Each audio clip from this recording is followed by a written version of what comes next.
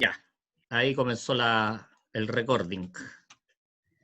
Ahora volvemos entonces a la parte de lo que estábamos viendo. Acá estábamos, ¿cierto? En las señales. Bueno, vamos a leer mucho o ver muchos versículos respecto de lo que son las señales, ¿cierto? Porque la sola scripta, o sea, la Biblia revela por sí misma todas las cosas que tienen que ver con la venida del Señor, las señales de los tiempos y todo eso. ¿Cuáles van a ser los temas principales? Bueno, el regreso de Israel a la Palestina.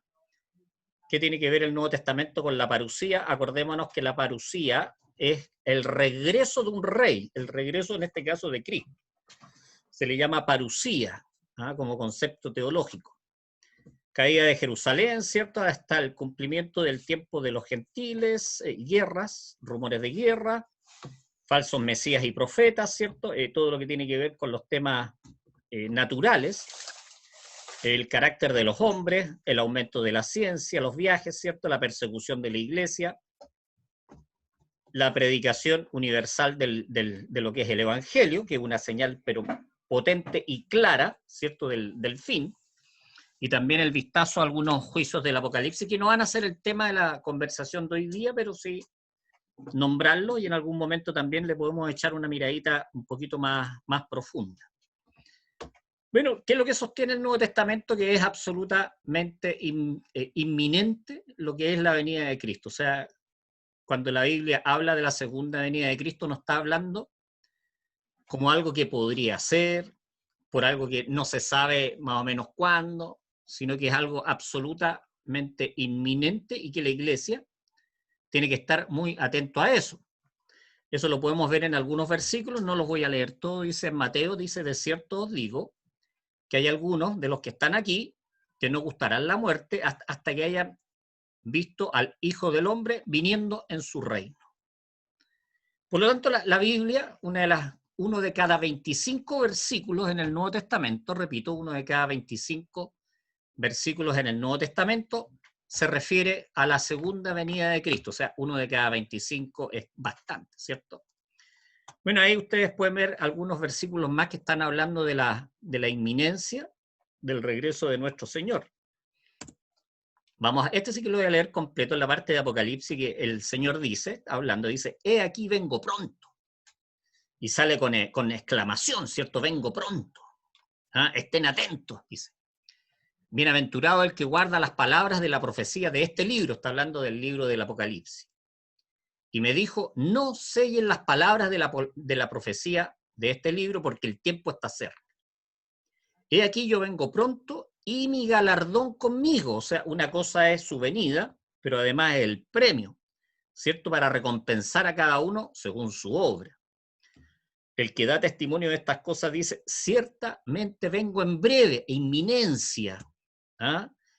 Amén, sí, ven Señor Jesús. Esa es la respuesta de la iglesia. O sea, una es la declaración del Señor de su venida pronto, en breve, y es la respuesta de la iglesia que dice, sí, ven Señor Jesús, ¿cierto? Que es la actitud de la iglesia de estar esperando permanentemente y estar atento, ¿cierto? Como hablábamos la semana pasada, el siervo, ¿cierto? Que está esperando la venida de su Señor.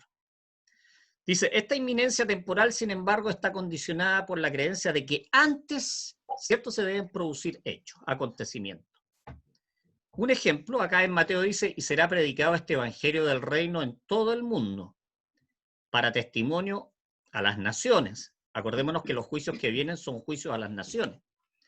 Y entonces vendrá el fin. Por lo tanto, la señal que tenemos es la predicación del evangelio, que son los acontecimientos previos. ¿Para qué? Para que después se produzca el fin, como hecho.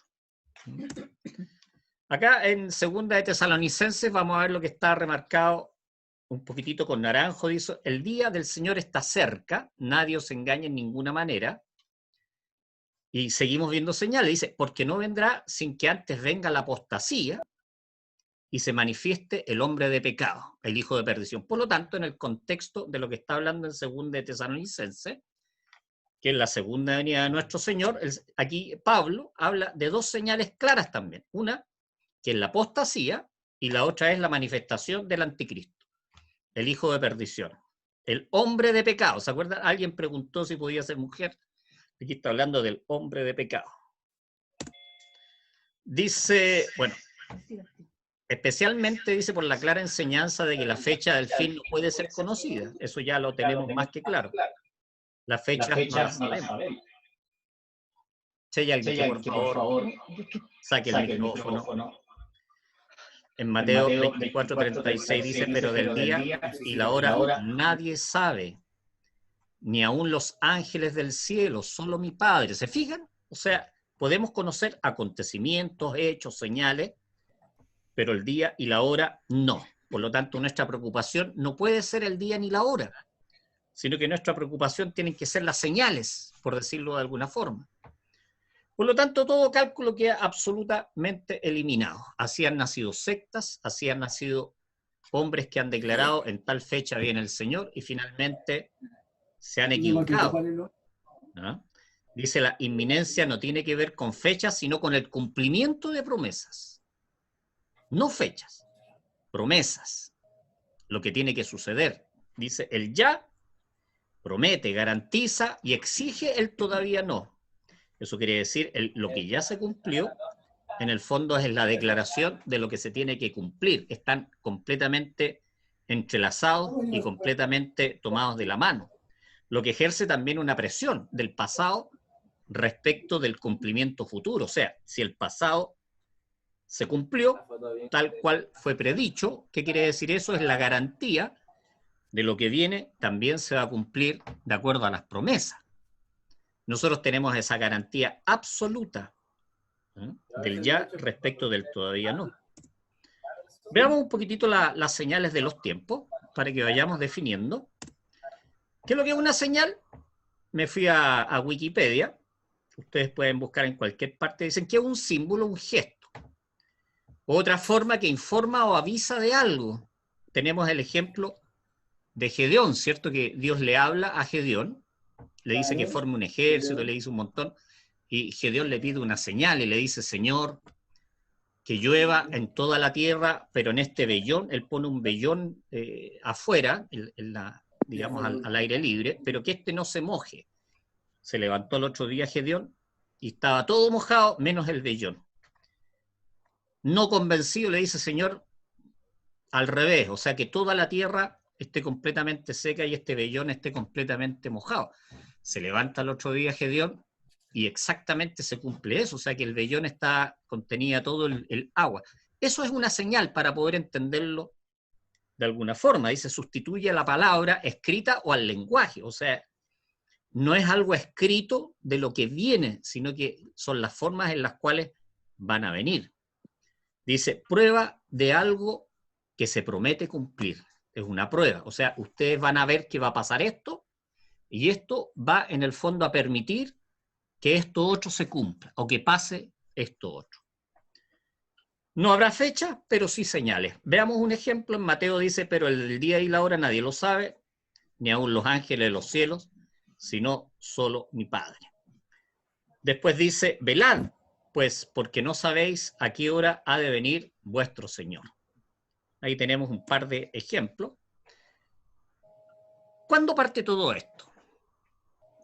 O sea, todo tiene que tener una partida, ¿cierto?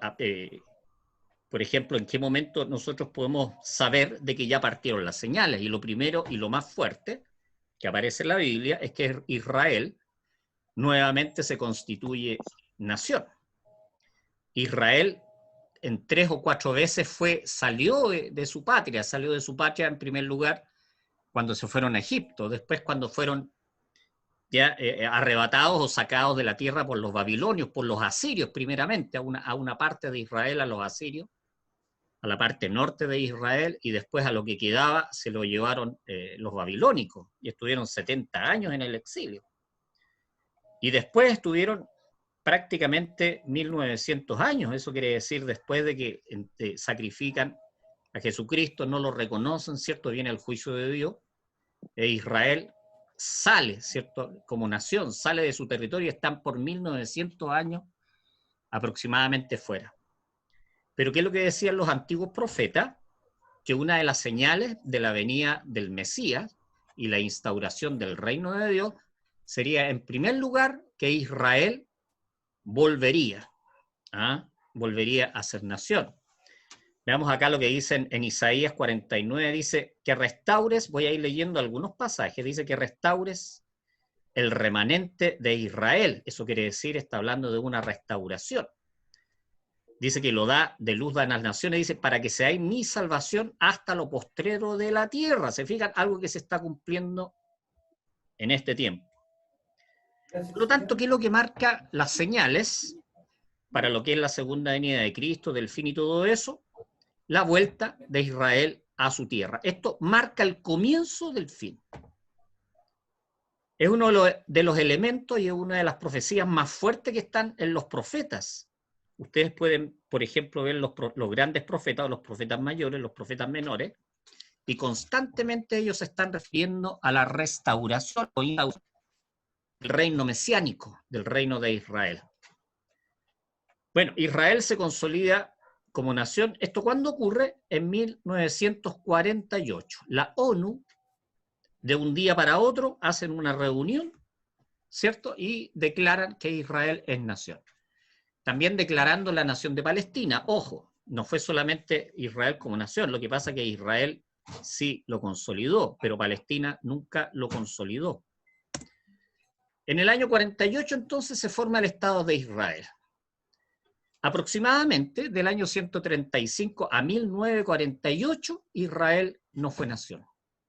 Imagínense la cantidad de años de que estamos hablando. Y en ese tiempo, ¿qué es lo que hicieron los romanos? A esa tierra, para repudiar a los judíos, le pusieron el nombre Palestina a esa tierra. O sea, no es que se llame Palestina hace 5.000, 3.000 años atrás, porque el nombre Palestina significa tierra de los filisteos. O sea, los palestinos son descendientes directos de los filisteos. Un ejemplo, ya tenemos a David y Goliat. Goliat era un filisteo. Bueno, se cumple la profecía del Mesías de la señal de regreso a su tierra. Vamos viendo, dice, en Isaías 66, 8, 9, que se refiere a la profecía de 1948. Dice, ¿quién oyó cosa semejante? ¿Quién vio tal cosa? ¿Concebirá la tierra en un día? Para que nos demos cuenta, esta profecía de hace 2.700 años, respecto de lo que ocurrió en 1948. Dice, pues en cuanto Sión estuvo de parto, dio a luz sus hijos. Eso quiere decir, nace Israel. Yo que hago dar a luz, no haré nacer. Dice Jehová, yo que hago engendrar, impediré el nacimiento. O sea, la profecía de que una nación nacería en un día se cumple en 1948. Así de simple. Una profecía de hace 2.700 años. Veamos ahora la relación que tiene respecto de Jesucristo y qué es lo que está hablando respecto de las señales. Dice, de la higuera aprendan la analogía o aprenden a aprender la parábola, ¿cierto? Dice, ¿y por qué es una parábola? Porque está hablando del pueblo de Israel, ya que se dice que es una higuera, ¿cierto? Que tiene sus frutos o no tiene sus frutos. O sea, siempre cuando se refiere a una higuera en la Biblia, está hablando de Israel. Dice, cuando su rama se pone tierna y brotan sus hojas, saben que el verano está cerca. Así también ustedes, cuando vean todas estas cosas, sepan que Él está cerca a las puertas. Por lo tanto, está diciendo cuando Israel empieza a florecer, cuando empiezan a brotar sus ramas, sepan que está cerca. Está hablando, obviamente, de las señales de su retorno del fin. Ya, por lo tanto, ¿qué pasó? Israel en 1948 se transforma en nación, empieza rápidamente un retorno de los israelitas, que ya desde que ellos se juntaron como nación y empezaron, han tenido de hecho entre medio muchas guerras. Y bueno, han vuelto millones, ¿cierto? Más los que han nacido ahí, y muchos han ido retornando de Etiopía, por ejemplo, de Europa, de Estados Unidos, de Francia. De Etiopía, una parte que era de color, ¿cierto? Que eran descendientes de Salomón, ¿cierto? De los que se fueron cuidando a la reina de Saba. Se les hizo las pruebas de ADN, verificaron que efectivamente eran judíos y retornaron como judíos. Este pasaje a mí me llama mucho la atención, ¿ya? Y que tiene que ver con el retorno en el capítulo 60 de Isaías. Está viendo ahí las formas en que retornan, y dice que retornan en camellos, en barcos, y esto otro, y dice, y de repente se sorprende aquí Isaías, y dice, ¿quiénes son estos que vuelan como nubes y como palomas a sus ventanas? O sea, no lo puede explicar Isaías y están volviendo en aviones, o sea, ¿se fijan? Vuelan como nubes, como palomas a sus ventanas, los hangares. Es impresionante esta profecía de hace 2700, ¿cierto? Que ya Isaías estaba viendo el retorno del pueblo de Israel en aviones, ¿eh? Es bien, bien sorprendente.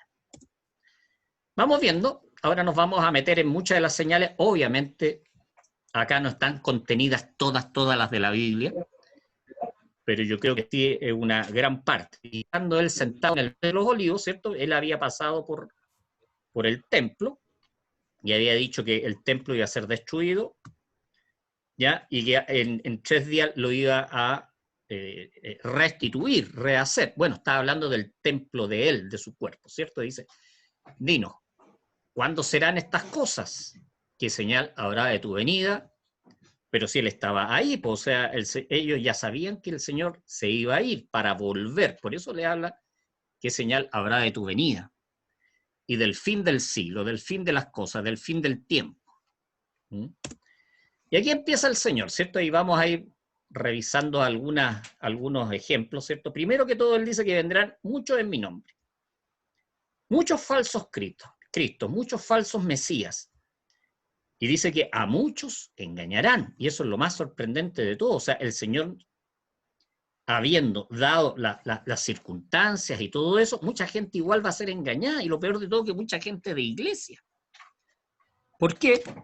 Porque no leen la palabra de Dios. En la palabra de Dios nosotros tenemos la luz, tenemos el camino, tenemos todo. Por lo tanto, a los que conocen las señales, conocen la palabra de Dios, es muy difícil que sean engañados. La gente que no estudia la palabra, obviamente, es muy susceptible de ser engañado. Pero van a llegar muchos que dicen, yo soy el Mesías, yo soy el Cristo. Y aquí tenemos algunas fotos de algunos ejemplos, ¿cierto? Que hay muchos, incluso ahora en este momento hay varios que se dicen el Mesías. Y lo peor de todo es que están engañando a muchos. ¿Qué es lo que es un falso profeta? Que también esto yo lo asumo a lo que es un falso Cristo. Dice, es aquel individuo que ilegítimamente finge cualidades de profecía, o también de Mesías en el fondo, o se proclama poseedor o receptor de determinados dones divinos sin realmente poseerlos. O sea, miente, derechamente miente.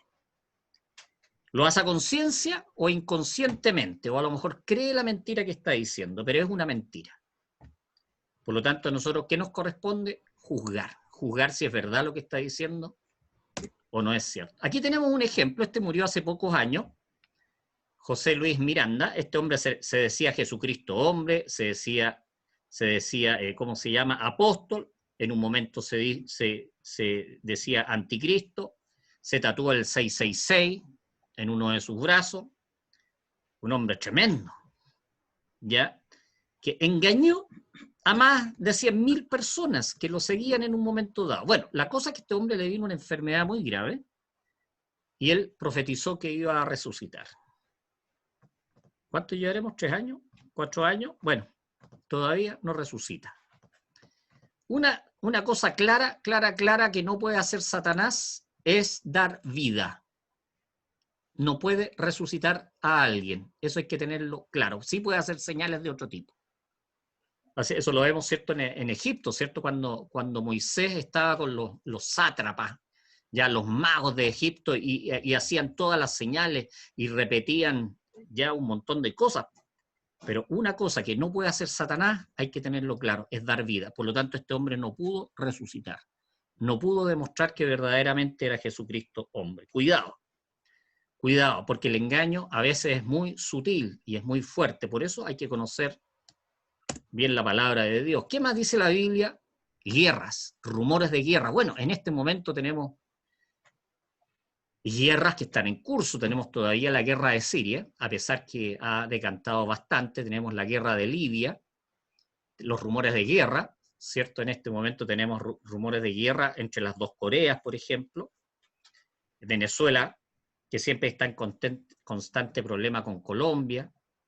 Y así, o sea, ejemplos podemos tener muchos. Pero no es el fin todavía. O sea, estamos hablando que estamos viendo algunas señales, pero todavía no viene el fin. ¿Ah? Dice, no os turbéis. Ahora aquí declara una necesidad. Es importante y es necesario que esto acontezca. Todo esto debe de suceder. Es necesario. Pero todavía no es el fin. Además dice, habrá, mire, fíjense lo que dice, habrá pestes, hambres y terremotos en diferentes lugares. Les quiero resaltar algo. Fíjense que después de pestes, ¿qué es lo que viene? Hambres. ¿Qué es lo que viene ahora después del coronavirus? Una vez que empieza a decantar, viene una hambruna terrible, eso yo se los aseguro. ¿Ya? De aquí a 2, 3 años vamos a ver, en este momento hay del orden de 800 millones de gente hambrienta en el mundo, 800 millones. 850 millones, pero va a subir mucho, mucho, mucho. Porque si ustedes leen el capítulo 5 o 6 del Apocalipsis, se van a dar cuenta que uno de los caballos del Apocalipsis es una hambruna terrible. ¿Ah? Por eso, después de las pestes vienen hambre, y de la peste que viene ahora, también viene una tremenda hambruna. Ya se está empezando a sentir. Y todo esto viene acompañado de ¿qué? De terremotos, fuertes terremotos en diferentes lugares. Por ejemplo, aquí tenemos la peste, la H1N1, que ahora están con temor, ¿cierto? Que la verificaron de nuevo en unos cerdos en Asia, nuevamente, pero es una variación de la H1N1 y dicen que tiene el potencial de convertirse en una nueva pandemia. Entonces están ahí bien preocupados. Bueno, en este momento ya sabemos, estamos todos encerrados porque estamos con el coronavirus, estamos a puerta de llegar a los 12 millones de contagiados y ya van más de 500.000 de muertos. Y esto está creciendo, pero bastante fuerte. El hambre en el mundo, recién yo les decía, ya, en este momento hay más de 800 millones en desnutrición y con problemas de hambre en el mundo. Es algo que está creciendo y como les digo, o sea, no hay que ser profeta para darse cuenta que después de las pestes y lo que viene ahora es una gran hambruna. Una hambruna pero terrible en el mundo, o sea, se está hablando de que más o menos, ¿cuánto? 400 millones de personas han perdido su trabajo por el problema del coronavirus. No me acuerdo bien si la cifra es esa, si me equivoco les pido disculpas, pero se está hablando de que gran cantidad de trabajo se ha perdido. Lo que es la producción de alimentos ha bajado, pero cualquier cantidad. Lo que es la explotación de las tierras también ha bajado cualquier cantidad. Por eso les digo, no hay que ser profeta para darse cuenta que viene una tremenda hambruna. ¿Qué es lo que va a amarrar todo esto? El 666. ¿Ah? Ya les dije la otra vez que se necesitaba una tremenda catástrofe para que hubiera un control mundial, y ese control mundial solamente se puede hacer a través de la marca de la bestia. ¿Qué es lo que más tenemos? Los terremotos, ¿cierto? En los últimos 10, 15 años se han producido tremendos terremotos. Tenemos el de Haití, que se estima que murieron más de 200.000 personas, un terremoto grado 7.2 apenas. Nosotros decimos apenas 7.2, porque aquí pasa 7.2 y no nos da ni miedo. Acá en Chile, acuérdense, 8.8 el terremoto del 2010, además acompañado con un tremendo tsunami. Dicen que el que ocurrió 100.000 bombas atómicas aproximadamente, que fueron lo cual en energía. Pero ¿qué es lo que dice la Biblia? Que será principio de dolores. O sea, lo que predicó Mónica ya el otro tiempo, lo que ha hablado mucho Roberto también, de que es principio de dolores. Principio de dolores. Eso quiere decir, hermanos amados, si nosotros creemos que esto va a pasar, yo les digo, no nos pongamos una venda en los ojos. Esto no va a pasar. Estos son principios de dolores, como la mujer con dolores de parto, y esto va a ir de mal en peor. O sea, si realmente creemos que estamos en el último tiempo, no nos pongamos una venda en los ojos, no nos enceguezcamos. O sea, esto va a ir de mal en peor. Si nosotros creemos que esto va a pasar y que vamos a volver a una normalidad, lamento decirles, hermanos, que eso no va a ser así. No va a ser así. Si creemos lo que dice la palabra de Dios, esto va a ir de mal en peor. Dice, bueno, ¿y qué es lo que viene después? Dice, los entregarán a tribulación, los matarán por causa del nombre de nuestro Señor. Por lo tanto, ¿qué es otra cosa que viene ahora fuerte, que ya empezó, ¿cierto? En muchos países, en Europa, por ejemplo, en el Asia, en África, en Filipinas, persecución a los cristianos. En China, ¿para qué decir? Están cerrando, persiguiendo a los cristianos en forma tremendamente fuerte. Y acá viene algo terrible. Se entregarán unos a otros la falta de lealtad, el aborrecimiento que va a crecer, especialmente de padres a hijos, a padres. Dice, muchos pesarán. ¿Por qué? Porque sus corazones, ¿dónde están verdaderamente los corazones de las personas? Están en este mundo, están en las ganancias de este mundo, están en la avaricia, en la vanidad de este mundo. Y ese tipo de cosas que nos va a llevar finalmente a tropezar. Y aquí haya, y que se entreguen unos a otros, y que se empiecen a aborrecer. Que es lo que dice también, falsos profetas, muchos falsos profetas que van a empezar a profetizar muchas cosas que no se van a cumplir. Engañarán a muchos, dice, porque profetizan y la gente, sin embargo, no validan lo que están diciendo respecto de lo que dice la palabra de Dios. La palabra de Dios es nuestra luz, no lo que digan los profetas. Pero la Biblia nos advierte, ¿cierto? ¿Quiénes son los falsos profetas? Dice que vienen vestidos de ovejas, son lobos vestidos de ovejas, son lobos rapaces. Dice, guardados de los perros, de los malos obreros, mutiladores del cuerpo, son los que separan al cuerpo, los que dividen, los cagüineros. Cagüineros, dice que son enemigos de la cruz.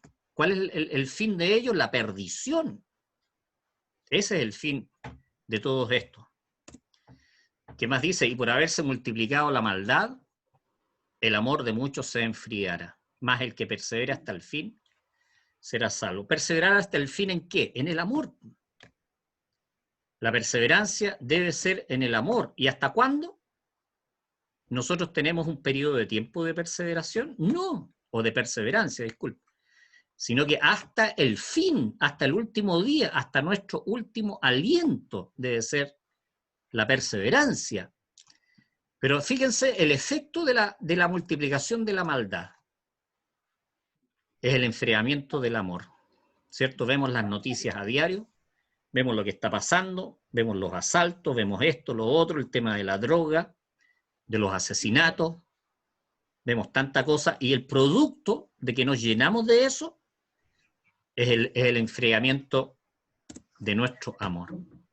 Ahora, esta profecía es la más importante para que se declare el fin. O sea, pueden pasar muchas otras cosas, pero si no es predicado el Evangelio en todo el mundo, para testimonio a todas las naciones, entonces no va a venir el fin. Por lo tanto, solamente puede venir el fin una vez que hayan sido predicados todas las naciones. No significa que se vayan a convertir todos, porque si se convirtieran todos, el Apocalipsis se invalidaría. ¿Me entienden, no? Lo que quiero decir respecto de eso. O sea, no habrían los juicios de las trompetas, de las copas, ya de la ira de Dios, no habría el Armagedón si se convirtieran todos. Pero sí va a haber un testimonio para todas las naciones. Y cuando esté ese testimonio dado, que se hace por televisión, se hace por la radio, se hace en las calles, persona a persona, ¿ya? Entonces dice que la Biblia que vendrá en fin. Ahora, también habla la Biblia del lugar santo, ¿cierto? La abominación desoladora, que habló el profeta Daniel. Ya algo hemos hablado de esto. ¿Qué es lo que es la abominación desoladora? Es cuando el hijo de pecado, el hijo de perdición, que se levanta contra todo lo que es Dios o es objeto de culto, es lo que dice la palabra de Dios, ¿qué es lo que hace? Se sienta en el templo de Dios haciéndose pasar por Dios. Eso es la abominación desoladora, que como yo les contaba la otra vez, eso, la primera abominación desoladora la hizo Antíoco Epífanes, ¿cierto? Era uno de los 4 reyes de Grecia, que atacó toda la zona de la Palestina, que ahora se llama Palestina, la Galilea, persiguió a los judíos, y en el templo de Dios hizo sacrificar un cerdo. Y esa fue la abominación desoladora. Dice, bueno, ¿quién se rebeló contra Dios? No es Satanás. Directamente, por lo tanto, cuando hablamos de abominación desoladora, ¿quién está detrás del hijo de perdición? Así como hay un hijo de salvación, ¿quién está detrás del hijo de, si no es Satanás? Dice, en Ezequiel dice, tú eres el sello de la perfección, lleno de sabiduría y acabado en hermosura, está declarando cómo era Lucifer, no Satanás, sino que Lucifer. Isaías dice, ¿cómo caíste del cielo, oh Lucifer, hijo de la mañana? Cortado fuiste por tierra, tú que debilitabas las naciones. Por lo tanto, para conocer del carácter de Satanás, Ezequiel 28 e Isaías 14, que declaran muy bien que en esta... Por favor, hay alguien que está con el micrófono abierto, si lo pueden apagar. Bueno, dice, en el huerto de Dios estuviste... Mira, el Nelson, Nelson, por favor. Francisco también tiene el micrófono. Francisco, que cierren, por favor, que están interrumpiendo la clase. O si no, voy a mandar un espíritu de confusión. No, una broma. Bueno, dice que era un querubín perfecto, ¿cierto? Que estaba a cargo de la adoración de Dios. Eras perfecto en sus caminos. Hasta que su corazón se halló iniquidad y quiso ser igual a Dios. O sea, ocupar el trono de Dios y levantó a 1/3 de los ángeles. ¿Ah? Y es el que ha estado pero él es el que está detrás de la abominación desoladora. Por lo tanto, es el mismo Satanás, que yo lo pongo con minúscula, porque no es un nombre propio, ¿cierto? Satanás, Lucifer es el nombre propio, pero Satanás, ya, dice, sentado en el templo de Dios, esperando que las naciones lo adoren. ¿Y qué es lo que dice la Biblia en Apocalipsis? Que lo van a adorar, pues lamentablemente, en la persona dice que van a adorar a la bestia y al dragón. Eso es lo que dice la palabra de Dios. Van a adorar a la bestia y al dragón. Obviamente va a ser una persecución terrible de quienes no lo hagan, de quienes no lo adoren. Dicen que es un inicuo cuyo advenimiento, una llegada malvada, dice que es por obra de Satanás, con poderes, con señales, con prodigios, que van a engañar incluso, la Biblia dice que incluso a los escogidos. Por eso hay que tener mucho cuidado y estar atento y conocer la palabra, conocer los tiempos, las señales de la Biblia. Es tremendamente importante, dice, pero el Señor Jesucristo, ¿qué es lo que va a hacer con él? Lo matará con el espíritu de su boca en su venida. ¿Cuándo va a hacer esto? En el Armagedón. Dice que lo destruirá con el resplandor de su venida. Dice, pero con respecto a la venida de nuestro Señor Jesucristo, no os dejéis mover fácilmente de vuestro modo de pensar, ni nos turbemos, ¿cierto?, por espíritu, en el sentido que la venida del Señor o el día del Señor está cerca. Por lo tanto, aquí están las dos que leíamos al principio. Dice, una, la apostasía, y la otra, la manifestación del hombre de pecado. Apostasía es abandonar el verdadero camino de la fe. Eso quiere decir conocer el camino del Señor, conocer su palabra y abandonarnos, ir por un camino paralelo, a lo mejor hasta similar en algunos casos. Pero eso es apostasía, empezar a hablar doctrinas de demonios como si fueran verdaderas. Y la manifestación, eso quiere decir que antes de que venga el Señor y nosotros nos reunamos con Él, se tiene que manifestar el hombre de pecado, no tomar posesión. Dice manifestarse, mostrarse. Por lo tanto, debe ser reconocible para aquellos que conozcan la palabra de Dios y cuáles son las señales identificatorias del anticristo, que las vamos a ver en unas 3 semanas más. Por lo tanto, es fundamental conocer la palabra de Dios para que, cuando se manifieste, ya sabemos que está cerca. ¿Qué es la apostasía? En Timoteo dice la predicación de la apostasía, eso quiere decir la predicción, perdón. Menos mal que tengo aquí a mi amada esposa al lado que me ayuda. La predicción de la apostasía, por lo tanto, es una señal que mucha gente va a abandonar el camino de la fe, el verdadero camino de la fe. Eso es apostatar. Dice claramente que en los postreros tiempos algunos apostatarán de la fe. Dice, ¿cómo? Escuchando a espíritus engañadores y a doctrinas de demonios.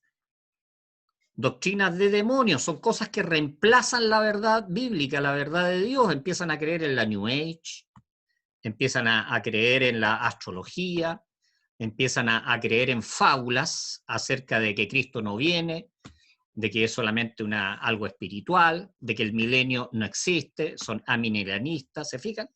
Esos son doctrinas de demonio. Eso es apostasía. Dice, cuando veáis en el lugar santo la abominación desoladora, ya eso quiere decir en el templo que tiene que ser reconstruido, el templo. Si no hay templo reconstruido, no puede haber abominación desoladora. Y el templo se tiene que reconstruir de acuerdo a la profecía del profeta Ezequiel, 600 años antes de Cristo. En el capítulo 40-41 del libro de Ezequiel, ahí él declara cómo iba a ser el último templo. Dice, entonces los que estén en Judea, y esto es para los judíos, ¿cierto? Dice, huyan a los montes, el que esté en la azotea no descienda a tomar algo de su casa. El que esté en el campo no vuelva atrás para tomar su capa. Aquí está hablando ya de cuando Tito, ¿cierto? Iba a destruir Jerusalén, Masada, iba a destruir Israel en el fondo, en el año 70 después de Cristo. Volvemos al final y dice, porque habrá entonces gran tribulación, cual no ha habido desde el principio de la creación, ni la habrá. ¿Qué quiere decir eso? Que el periodo de 7 años que viene es tan terrible que hacia atrás, en los 6.000 años de historia, no ha habido algo tan terrible como eso.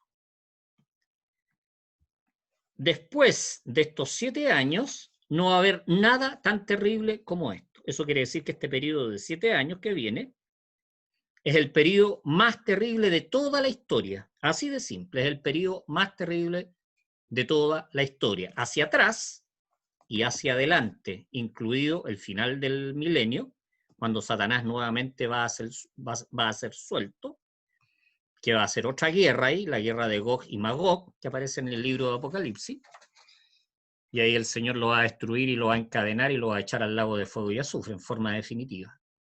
Pero este periodo de 7 años es el periodo más terrible de toda la historia, para que lo tengamos presente, ni antes ni después. Dice, y si aquellos días no fuesen acortados, nadie sería salvo. Más por causa de los escogidos, aquellos días serán acortados. Eso quiere decir, si estos días continuaran, no quedaría nadie en vivo aquí en la tierra. Así de simple. Pero Dios en su misericordia va a acortar los días de la tribulación, cosa de que quede gente viva. ¿Ah? Debemos entenderlo de esa forma. ¿Y por qué? Por causa de los escogidos. Pregunto, ¿cuáles escogidos? ¿Los cristianos, los judíos? Si estamos hablando del Apocalipsis, de los 7 años, ¿quiénes van a estar acá? Si la iglesia se supone que no va a estar, ¿quiénes serán los escogidos entonces en ese momento? Buena pregunta. Yo pienso que se puede conversar acerca de eso y en un momento dado discutir también el tema y conocer posiciones. Dice, entonces si les dijeren, miren acá está el Cristo, miren allá, no lo crean por ningún motivo. ¿Por qué? Porque el Cristo va a venir, ¿cierto? Como un relámpago que se muestra del oriente hasta el occidente, no va a estar caminando por las calles sanando gente, con una túnica blanca, para nada. ¿Ya? No hay que creerlo, no importa que hagan señales. Dice, y habrá falsos profetas y harán grandes señales y prodigios. Fíjense lo que yo les decía hace un rato, de tal manera que engañarán, si fuese posible, aún a los escogidos, aún a los escogidos. Imagínense el nivel de persuasión que va a tener. El nivel de persuasión que incluso va a hacer caer a varios escogidos. Dice, pero como el relámpago que sale del oriente y se muestra hasta el occidente, así será también la venida del Hijo del Hombre, Jesucristo, hombre, Jesucristo Rey, Hijo de Dios, pero que resucitó y que ahora viene en gloria y majestad a reinar. Pero va a venir en las nubes del cielo, dice la Biblia. ¿Y dónde va a posar sus pies? En el monte de los olivos, ¿cierto? Eso es lo que dice el profeta Zacarías. En el monte de los olivos va a posar sus pies. cuando venga. Por lo tanto, no creamos cualquier voz que diga, aquí, allá está, mira ese, dice que es un profeta, que ya no. Por sus frutos los conoceréis, por sus frutos.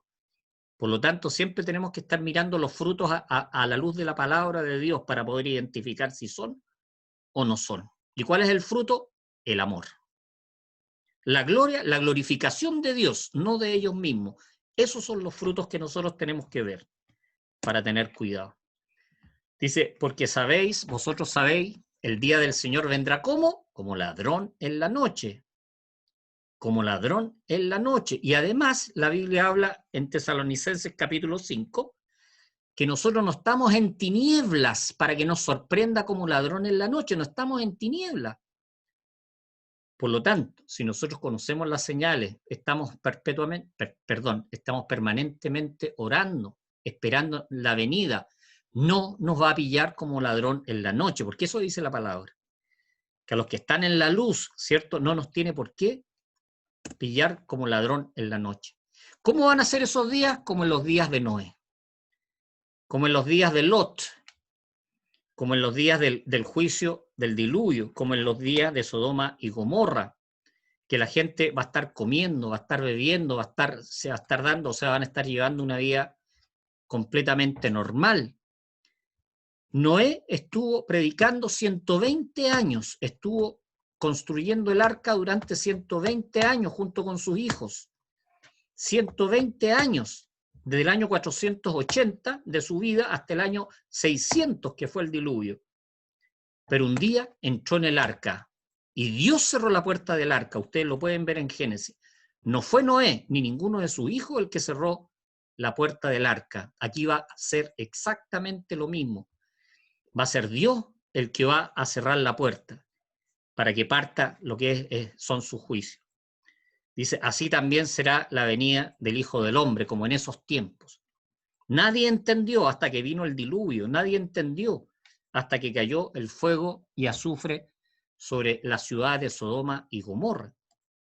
La violencia, la degeneración, todo eso, dice, entonces estarán dos en el campo. El uno será tomado y el otro será dejado. Dos mujeres estarán moliendo en el molino. La una será tomada y la otra será dejada. Así, en un momento, en un abrir y cerrar de ojos. A la final trompeta, porque se tocará la trompeta y los muertos en Cristo resucitarán primero. Luego nosotros los que vivimos seremos transformados. Primero los muertos, luego nosotros, los que estemos vivos. O los que estén vivos. No, uno no puede decir yo voy a estar vivo. No somos dueños de nuestro futuro. El Señor es dueño de nuestro futuro, de nuestro presente y nuestro futuro. Dice, mirad también para que nuestros corazones, ¿cierto?, no se carguen de glotonería, embriaguez, los afanes de esta vida, y que venga aquel día, ¿cierto?, de repente y nos sorprenda, así como sorprendió a los del diluvio. Por lo tanto, nosotros no podemos estar en esa parada, como dicen los cabros, en la parada de los afanes de la vida, estar preocupado de cuánta plata voy a ganar, qué trabajo voy a tener, preocupado del futuro sin considerar a Dios. Si Dios quiere, yo voy a tener ese trabajo, si Dios quiere. Por lo tanto, no debemos estar compenetrados, ¿cierto?, con los afanes de este mundo, sino que con Dios y su venida. Nuestro mayor deseo, hermanos amados, no puede ser un buen trabajo, tiene que ser la segunda venida de nuestro Señor y nuestra reunión con Él. Ese debe ser nuestro mayor deseo en nuestro corazón, el mayor deseo que tengamos. La segunda venida de Cristo, la instauración del reino de Dios aquí en la tierra. Eso debe estar en nuestro deseo. Y si no está, cultivémoslo. Debemos cultivar eso como el gran deseo de nuestro corazón. Dice, velad pues en todo tiempo orando para que seáis tenidos por dignos de escapar de todas estas cosas. ¿Escapar? ¿Cómo vamos a escapar? ¿Escondiéndonos? No. Estando con el Señor, dice, vosotros estáis preparados porque el Hijo del Hombre vendrá a la hora que no pensáis. No sabemos cuál es la hora a la que el Señor va a venir. Esto ya lo habíamos visto, ¿cierto? Que por causa de los escogidos, los días serían acortados. Bueno, de hecho, los terremotos que hubieron hace poco, el terremoto de Japón, el terremoto de Chile, el terremoto de, ¿cómo se llama? El terremoto de Indonesia, ya acortaron la duración del día. Estos tres grandes últimos terremotos acortaron, ya, o sea, si nos fuéramos a lo físico, a lo científico, ¿cierto? También podríamos demostrar que estos días también han sido acortados en términos prácticos, producto de los terremotos, ¿cierto? Que además desviaron el eje de la Tierra en una cierta cantidad de grados. Eso está en el Internet, cualquiera lo puede verificar. Por lo tanto, en términos prácticos, los días ya fueron acortados por efecto de los terremotos, pero a lo que se está refiriendo la palabra de Dios, que los días van a ser acortados de tal manera de que gente se salve. La ciencia aumentará. En Daniel 12:4 dice, pero tú, Daniel, cierra las palabras y sella el libro hasta el tiempo del fin. O sea, se está poniendo un sello en el libro. ¿Y cuándo son abiertos esos sellos? En el Apocalipsis. ¿Ya? ¿Quién es digno de abrir los sellos? No sé si se recuerdan ese pasaje del Apocalipsis. ¿Quién es digno de abrir los sellos? Uno solo es digno de abrir los sellos. ¿Y quién era? El Cordero, que fue inmolado, dice el Apocalipsis. Por lo tanto, se sella el libro hasta el tiempo del fin. ¿Quién abre los sellos? El Señor. Dice, muchos correrán de aquí para allá y la ciencia se aumentará. Por lo tanto, van a haber muchos viajes, movimientos de gente en aviones, en barcos. Dice, muchos correrán de aquí para allá. Movimientos étnicos, desplazamiento por las guerras, ¿ah? Todo lo que tiene que ver con el turismo, que esto se acrecentó en los últimos 50 años de una manera impresionante. Y la ciencia se aumentará en los últimos 50 años. La ciencia ha aumentado más que en todos los años anteriores de historia, los 6.000 años anteriores, los últimos 50 años. Por lo tanto, el aumento de la ciencia, de la tecnología, nunca ha sido tan grande como en estos últimos, incluso estos últimos 20 años. Ahí vemos la estación espacial, ¿cierto? Con los sistemas fotovoltaicos de generación eléctrica. Ahí vemos el hombre que llegó a la Luna en 1969 y creo que llegó 2 o 3 veces posteriores. Y podemos ver. Vamos ahora al carácter de los hombres en los últimos tiempos. Vamos a leer una parte. Esto sale profetizado en 2 de Timoteo, la carta del apóstol San Pablo. Dice, en los últimos tiempos, dice, vendrán tiempos difíciles y peligrosos, que son los tiempos que estamos ahora. Dice, porque habrá hombres hedonistas, amadores de sí mismos, preocupados de sí mismos solamente, les da lo mismo el amigo, le da lo mismo el familiar, el hijo, el padre, el compañero de trabajo, dice, avaros, apretados, vanagloriosos, de gloria vana, inútil, que no sirve para nada, soberbios. La Biblia dice duros de cerviz. La cerviz es la parte del cuello de atrás, ¿cierto? Que impide que podamos agachar nuestra cabeza. Eso es ser soberbio, una persona que no es capaz de agachar la cabeza, de pedir perdón. Dice blasfemos, eso quiere decir que toman el nombre de Dios como chistes y cosas por el estilo. Dice desobedientes a los padres. ¿Se dan cuenta? Son profecías de este tiempo. Ingratos, impíos, sin afecto natural, implacables, calumniadores, intemperantes, crueles, aborrecedores de lo bueno, traidores, impetuosos, infatuados, amadores de los deleites más que de Dios, que tendrán apariencia de piedad, pero negarán la eficacia de ella. Los religiosos. Esos son los religiosos, los que tienen apariencia de piedad, pero niegan la eficacia de la piedad. Esos son las profecías del carácter de los hombres de los últimos tiempos, así de simple. Es cosa de mirar, ¿cierto?, las noticias y nos damos cuenta de cómo estas profecías están cumplidas en plenitud. Esta en plenitud, hay otras que todavía falta. Bueno, aquí puse unos cuadritos también comparativos, ¿cierto?, de cuáles son algunas señales. No las vamos a leer porque ya hemos leído varias de ellas. Por ejemplo, las señales religiosas aparecen en Mateo 24, Marcos 13, Lucas 21, ¿cierto? Que son los pasajes en paralelo, ¿ah? En paralelo. Cristo, ¿cierto? Significa en griego ungido, Mesías en hebreo, ¿ah? Para ir entendiendo un poquitito. También tenemos las señales políticas. Ahí aparece cuáles son los pasajes en paralelo. Ojo, en Lucas 21 habla de las sediciones, que no lo habla en los otros pasajes. Habla, y cuando oigáis de guerras y de sediciones, ¿qué es lo que son las sediciones? Es el levantamiento del pueblo en contra de sus gobernantes. Esas son las sediciones, levantamiento del pueblo en contra de los gobernantes. Que esto, si ustedes se fijan, es a nivel mundial y bastante fuerte. Aquí dice alzamiento colectivo y violento contra la autoridad. ¿Para formar qué? Anarquía. Anarquía. Pero eso son las sediciones, que está profetizado también para el tiempo del fin, pero aparece en Lucas 21. De ahí lo podemos ir viendo en Europa, o sea, en Oriente Medio. La primavera árabe, muy conocida, ¿cierto? El levantamiento en Egipto, en Libia, que derrocó a Muammar Gaddafi. El levantamiento también en Siria, que todavía está ahí el Bashar al-Assad, apernado, ¿cierto? Ayudado por Irán, ayudado por el Líbano, ayudado por Rusia. Al final no lo pudieron derrocar. Aquí tenemos las señales sociales también. Hambre, las pestes que llevan a toda una cuestión social, ¿cierto? Que nosotros lo hemos visto aquí en Chile. Dice, habrá hambres y alborotos, dicen en Marcos. Aquí tenemos las señales naturales, ¿cierto? Que son los terremotos, calentamiento global, el calentamiento global, específicamente y más fuerte lo vemos claramente en el Apocalipsis, ¿cierto? En el capítulo 8 de Apocalipsis, por ejemplo, capítulo 16 de Apocalipsis, hay varios capítulos. Y acá me llama mucho la atención en Lucas 21 también, cuando dice, entonces habrá señales en el sol, en la luna y en las estrellas. Fíjense, señales en el sol, en la luna y en las estrellas. ¿Está hablando de qué? Señales, palabras señales.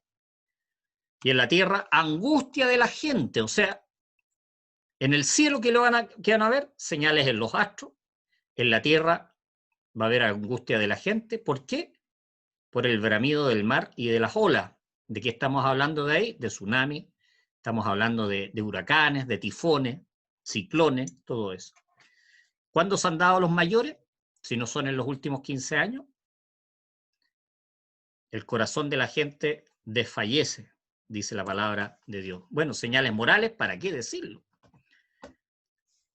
El hermano entrega al hermano ya lo que son el tema de los casamientos homoparentales o adoptar niños, matrimonios homoparentales y todo eso. Bueno, y tantas cosas, lo que es el aborto, lo que es tantas cuestiones en la Biblia, está lleno de eso, ¿cierto? Está lleno de lo que son las señales morales y cómo Dios no se queda tranquilo y actúa frente a eso.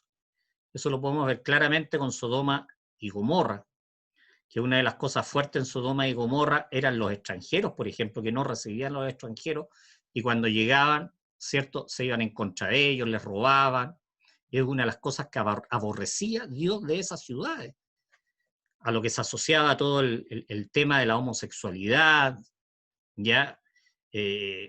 Bueno, y tantas cosas que aparecen en la Biblia. Bueno, la señal de la persecución para la iglesia, tremendamente importante, la apostasía, la destrucción de la sana doctrina, todo eso está claramente como señal. Tenemos la evangelización mundial, que como les decía hace un rato, esta es la señal única que declara el tiempo del fin. Todas las demás declaran que el Señor viene, que van a ver una continuidad de hechos, pero la inequívoca del fin es la evangelización mundial. Solamente cuando se produzca la evangelización mundial de todas las naciones, ahí recién podemos hablar del fin. Antes no, por ningún motivo. Señales científicas, ¿cierto? Que es el aumento de la ciencia, de la tecnología. ¿Qué es lo que va a ocurrir? Veamos un poquitito, una pequeña visión acerca de lo que viene después de todo esto, que tiene que ver con el fin propiamente tal. Habla del Apocalipsis, ¿cierto? La gran tribulación, la primera 3 años y medio, que se le llama la tribulación, y los 3 años y medio posteriores, 42 meses también habla la Biblia, habla de 1260 días, Bienaventurado el que llega a 1335 días, sale en el capítulo 12 de Daniel. Así, hay alguien que lo quiere leer. Les recomiendo que lean completo el capítulo 12 de Daniel. Capítulo 12 de Daniel, que habla de la resurrección de los muertos, habla de señales, habla del tiempo del fin. El capítulo 12, se los recomiendo. ¿Cómo se le llama a este tiempo que viene? Dolores de parto. Ahí aparecen los pasajes al lado. El día del Señor, el día grande y terrible, para que vayamos viendo los diferentes. El día de la venganza, día de la ira del Señor, día de la destrucción, de la calamidad, de la indignación. Dios está enojado. Debemos saber que Dios está enojado contra el pecado. Dios ama a los pecadores, pero Él está en contra de todo lo que es el pecado. De la gente que blasfema su nombre. Dios está indignado, eso tenemos que saberlo. Y no esconderlo. Día del azote, dice también, el día de la ira que ha de venir. El gran día de la ira de ellos, la ira de Dios, la ira del Cordero, Apocalipsis, es clave. La hora de la prueba que ha de venir sobre toda la tierra, Apocalipsis 3:10. La tribulación cual nunca la hubo. Tribulación cual nunca, ni antes ni después, acuérdense, ni antes ni después. Tiempo de la tribulación. La gran tribulación, la hora del juicio, los dolores de parto. Los dolores de parto. Acordémonos que los dolores van avanzando en cantidad y en fuerza. Por lo tanto, estamos en eso, ¿cierto? Los dolores de parto que van a ir avanzando en fuerza. Lo que yo les decía es bien serio. No creamos que esto se va a solucionar. Esto no va a pasar. Podremos tener un espacio de tiempo breve de descanso, pero cada vez se va a poner peor. Cada vez se va a poner peor. Viene una tremenda hambruna. Viene una guerra nuclear. La Biblia lo muestra en Zacarías capítulo 14. Desconocer eso es cegarse a lo que dice la palabra de Dios. Pero la Biblia habla de una guerra nuclear, la Biblia habla de una hambruna mundial, la Biblia habla de muchas cosas. Esto es lo que tenemos, ¿cierto? Tenemos la semana 70, que es el periodo de la semana de Daniel, Daniel capítulo 9, donde están los 4 jinetes del Apocalipsis, están los 7 sellos, después vienen las 7 trompetas, que son juicios de Dios, y después vienen las 7 copas de la ira de Dios, que ahí es donde realmente van a morir miles de millones de personas. El que no lo crea, por favor, lea el Apocalipsis, no es por asustar, es por dar esperanza que a nosotros no nos va a pasar si nos mantenemos fieles a Dios. El que persevera hasta el final, dice la palabra de Dios, ese será salvo. Por lo tanto, tenemos el rapto o arrebatamiento, o como le quieran llamar, lo que habla en 1 Tesalonicenses 4, también lo habla en 1 Corintios 15, ustedes pueden leer esos 2 pasajes. Vienen los sellos, donde están los 4 jinetes del Apocalipsis. Después viene el juicio de las trompetas, y después el de las copas de la ira de Dios.